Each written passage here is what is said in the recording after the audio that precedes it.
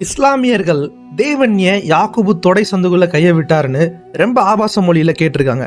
2018 ஒரு நல்ல டிபேட் யெகோவா தாவா மினிஸ்ட்ரிஸ்க்கும் தமிழ்நாடு தவ்ஹீத் ஜமாத்துக்கும் பயங்கரமா ஃபயரான நடந்த டிபேட்ல OIDM பிரதர்ஸ் பயங்கரமா ரிப்ளை கொடுத்திருந்தாங்க. ஆனா இஸ்லாமியர்கள் கேட்ட கேள்விக்கு எனக்கும் சில பதில்கள் சொல்லணும்னு தோணுது. சரி, இவர் சொல்ற இந்த சம்பவம் தான் என்ன? அசிங்கம் ஆபாசம் தொடர்லாம் ஆரம்பிச்சாங்க. தொடர்னோன்னு எனக்கு பைபிளில் தான் ஞாபகத்துக்கே வருது. என்ன? ஆதியாகமம் 32:24 வல்லமை வல்லமை கடவுளின் வல்லமை எப்படிப்பட்ட அப்படிலாம் சொல்லிக்கிட்டு இருந்தாங்கல்ல. அந்த கடவுளின் வல்லமை என்ன? யாக்கோபுக்கும் இன்னொரு மனுஷனுக்கும் சண்டை நடக்குது. யாக்கோபுங்கிற அவருக்கும் கடவுளுக்கும் மனுஷனுக்கும் சண்டை. இந்த கடவுளுக்கும் மனிதனுக்கும் சண்டை நடக்கும்போது என்ன தெரியுமா?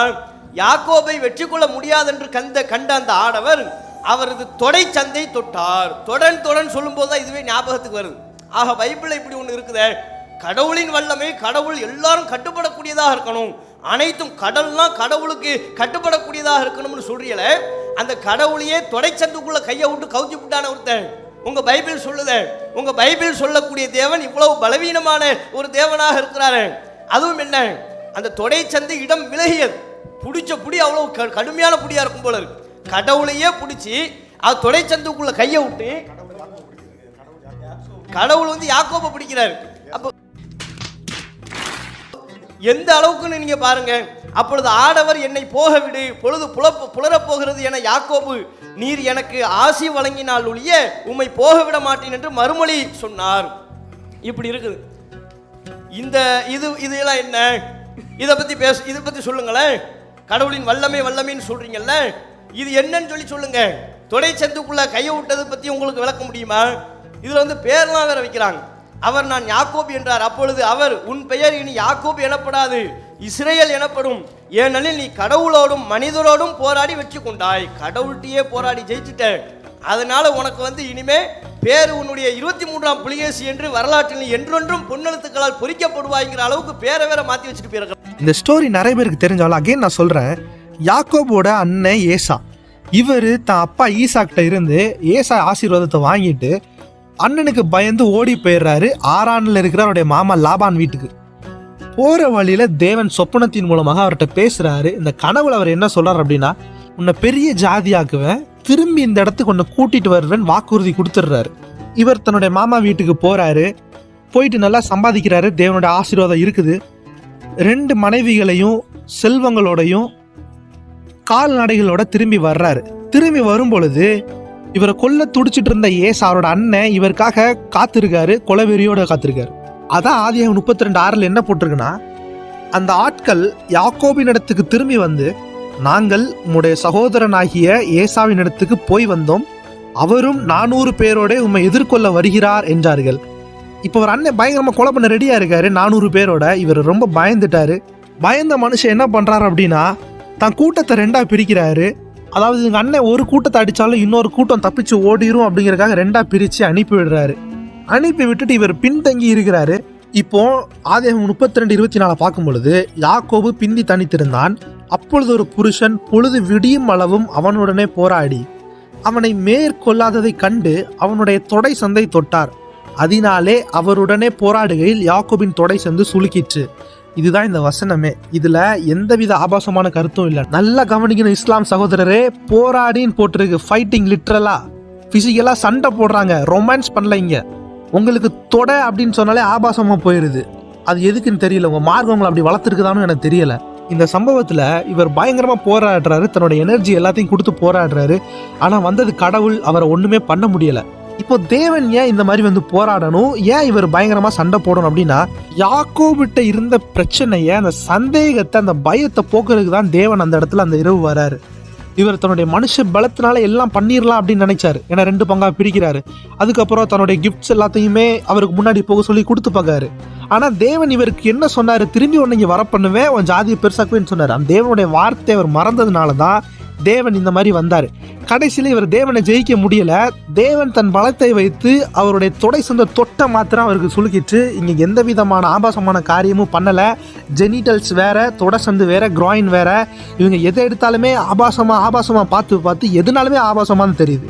இப்போ யாக்கோபின் கால் பயங்கரமா சுலுக்கிட்டு தான் உணர்றாரு, தன்னால எதுவுமே பண்ண முடியாது, நான் ஒரு மனுஷன், அப்படின்னு சொல்லிட்டு தன்னுடைய தப்பு பாவம் எல்லாத்தையுமே அந்த இடத்துல கில்ட்டா ஃபீல் பண்றாரு. கடைசியில தேவன் இடத்துல வர்றாரு. தேவனே என்ன ஆசீர்வதிங்க அப்படின்னு சொல்லிட்டு அப்பந்தான் ரியலைஸ் பண்றாரு. இததான் தேவன் அவர் இடத்துல இருந்து எதிர்பார்க்காரு. வாழ்க்கை ஃபுல் அது ஞாபகமா அவருக்கு இருக்கணும். தன்னுடைய பலத்தினால் இல்ல, தேவனுடைய பலத்தினால் தான் எல்லாம் ஆகும் அப்படிங்கிறத நினைக்கணும் தான் தேவன் அந்த மாதிரி பண்ணாரு. இதுல எந்த விதமான ஆபாசம் இருக்குதா? எதுவுமே கிடையாது. காலையில யாக்கோபு அப்படி சுளுக்கி காலையில நொண்டி போனாரு. அப்படி ஃபுல்லா ஆர்கசம் ஆகி பயங்கரமா அப்படி நடக்கல. தவறா நீங்க புரிஞ்சுக்க கூடாது. பைபிளை குரானை பாக்குற மாதிரி நினைச்ச கூடாது, பார்க்கவே கூடாது. சரி, இங்க வந்ததுதான் யாரு? இங்க வந்தது வேற யாரும் இல்ல, இயேசு கிறிஸ்து தான். ஏன் ஆண்டவர் தொடை சந்தை தொடணும்? தொடை பகுதி வாக்குறுதி கொடுப்பதற்கு அந்த இடத்தை பயன்படுத்தி இருக்கிறாங்க. இது ஆபிரகாம் காலத்திலிருந்தே இஸ்ரேல் மக்கள் பின்பற்றிட்டு வராங்க. இதை நம்ம ஆதியாகமம் 24:3 படிக்கும்போது ஆபிரகாம் தன் வேலைக்காரர் இடத்துல சத்தியம் வாங்குறாரு. என்னன்னா, நான் குடியிருக்கிற கானானியருடைய குமாரத்திகளில் நீ என் குமாரனுக்கு பெண் கொள்ளாமல் நீ என் தேசத்துக்கும் என் இனத்தாரிடத்திற்கும் போய் என் குமாரனாகிய ஈசாக்குக்கு பெண் கொள்வேன் என்று வானத்துக்கு தேவனும் பூமிக்கு தேவனுமாகிய கர்த்தர் பேரில் எனக்கு ஆணையிட்டு கொடுக்கும்படிக்கு நீ உன் கையை என் தொடையின் கீழ் வை என்றான். இந்த சம்பவத்திலிருந்து தெளிவா தெரியுது, தொடையில தான் சத்தியம், வாக்குறுதி, இந்த மாதிரி விஷயங்கள்லாம் நடைபெறுது. அதுல தான் பண்ணிட்டு இருக்காங்க. இது கலாச்சாரமா பண்ணிட்டு இருக்காங்க. எந்த ஒரு தவறான ஒரு பழக்கமும் இல்லை, தவறான ஆபாசமான உணர்ச்சிகளும் இந்த இடத்துல யாருக்குமே வரல. இதை தப்பா என்ன செய்யறாங்க, சித்தரிக்காங்க. கிறிஸ்தவ பிள்ளைகள் இதுல விழுந்துடக்கூடாது. இவங்களுக்கு தான் தொடை என்றாலே ஆபாசம். குறிப்பா ஆண்கள் தொடனா ரொம்ப ஆபாசமா இருக்கு. ஆமா, இவங்க புக்ல இவ்வளோ ஆபாசம் வச்சுட்டு பைபிள பேச வந்துட்டாங்க. நம்ம என்னென்னு பார்ப்போம். குரான்ல ஆண் நெருக்கம் எப்படி இருக்குன்னு பார்ப்போம். எல்லாத்துக்குமே தெரிஞ்ச விஷயம்தான். சொர்க்கத்துக்கு செல்லும் ஆண்களுக்கு 72 கன்னிகைகள் கிடைப்பார்கள் சொர்க்கத்துல. குரான் 37:48 அடக்கமான பார்வையும் நெடிய கண்களும், குரான் 38:52 கீழ்நோக்கிய பார்வையும் ஒரே வயதுடைய அமர கன்னிகைகளும், குரான் 52:30 அணி அணியாக போடப்பட்ட மஞ்சுகளின் மீது சாய்ந்தவர்களாக, குரான் 55:56 இவர்களுக்கு முன்னர் எந்த மனிதனும் எந்த ஜின்னும் தீண்டப்படாத, குரான் 55:58 வெண்முத்தை போன்றும் பவளத்தை போன்றும், குரான் 55:72 ஹூர் என்னும் அக்கன்னியர் அழகிய கூடாரங்களில் மறைக்கப்பட்டிருப்பர், குரான் 55:76 அவர்கள் பசுமையான இரத்தின கம்பளங்களின் மீதும் அழகுமிக்க விரிப்புகளின் மீதும் சாய்ந்தவர்களாக இருப்பார்கள். தமிழ்ல பார்த்தோம், இப்போ இங்கிலீஷ்ல பார்ப்போம் எவ்வளவு ஆபாசமா இருக்கு அப்படின்னு சொல்லிட்டு. Physical attributes: white and beautiful lovely eyes, white skin like pearls, hairless except for the eyebrows and the head. Figures வர்ணிச்சிருக்காங்க. 60 cubits tall, அப்புறம் 7 cubits width. அது மட்டும் இல்லாம transparent to the marrow of their bones, eternally young. இந்த விட ஞாபகம் வச்சுக்கோங்க, eternally young, companions of equal age. இதுக்கெல்லாம் நான் எக்ஸ்பிளைன் பண்ண விரும்பல. அடுத்த செக்ஷுவல் ஆட்ரிபியூட்ஸ் என்னன்னா untouched, அடுத்து virgins, அடுத்து voluptuous or full breasted, அடுத்ததான் twist with large round breast which are not inclined to hang. இதெல்லாம் தமிழ்ல சொன்னா கேவலமா இருக்கும். அடுத்து appetizing vaginas. அதர் ஆட்ரிபியூட்ஸ் என்ன அப்படின்னா splendid, pure, non-menstruating, non-urinating, non-defecating and child-free. இவங்க டாய்ஸா இது என்னன்னு தெரியல. இன்னொரு விஷயம், நெவர் டிசாட்டிஸ்ஃபைடு, எப்பவுமே ப்ரைஸ் பண்ணிட்டே இருப்பாங்களாம். இதுதான் இவங்களுக்கு ஹெவன்ல கிடைக்கிற rewards, one of the rewards. இதுவே இவ்வளோ கேவலமா இருக்கு. ஆனா இதே வார்த்தைகளை வச்சு வர்ணிச்ச சிறுவர்களும் ஆண்களும் உங்களுக்கு கிடைப்பாங்க அப்படின்னா அது எவ்வளோ பெரிய ட்விஸ்ட். இதெல்லாம் படிக்கும்போது பெடர்ஸ்டியாடா நீங்க அப்படின்னு தோணுச்சு. குரான் 52:24 பிலீவர்ஸ்க்கு என்ன கிடைக்கும்னா, அவர்களுக்கு பணிவிடைக்கு உள்ள சிறுவர்கள் அவர்களை சுற்றி கொண்டே இருப்பார்கள், அவர்கள் பதித்த ஆணி முத்துக்களை போல் இருப்பார்கள். இந்த பதித்த ஆணி முத்துக்கள் அப்படின்னா பேர்ல்ஸ். அரேபிக்ல அந்த காலத்துல பேர்ல்ஸ் எதை சொல்லுவாங்க அப்படின்னா விர்ஜினிட்டி, பியூரிட்டியை சொல்லுவாங்க. இங்கே எதுக்கு யூஸ் பண்ணிருக்காங்க அப்படின்னா இந்த வேர்டை சிறுவர்களுக்கு யூஸ் பண்ணியிருக்காங்க. உங்களுக்கு பணிவிடைக்கு சிறுவர்கள் இருப்பாங்க, அவங்க வெர்ஜினிட்டியோட இருப்பாங்க, பதித்த முத்துக்களை போல இருப்பாங்க அப்படின்னு சொல்லியிருக்காங்க.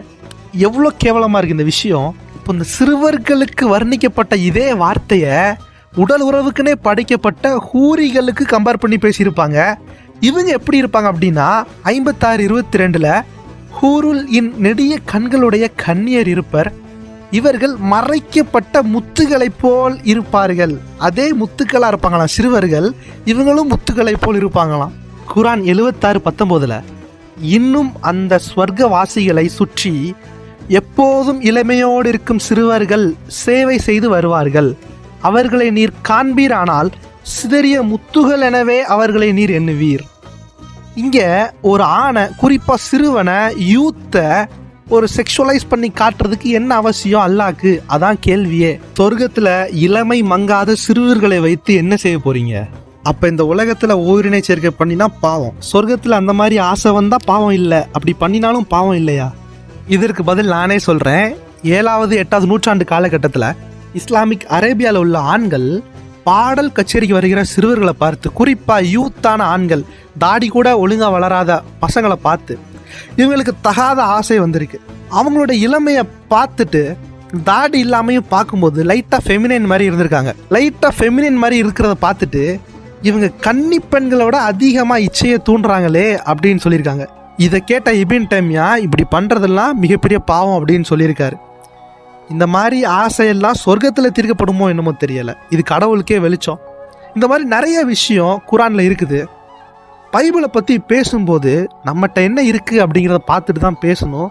இதை படித்து உணர்ந்துக்கணும், இல்லைனா இதுக்கு கரெக்டான ஆர்குமெண்ட் திருப்பி வைக்கணும் அப்படிங்கிறத என்னோட விருப்பம். கடவுள் எல்லாரோட இருப்பார், எல்லாரும் ஆசீர்வதிப்பார்.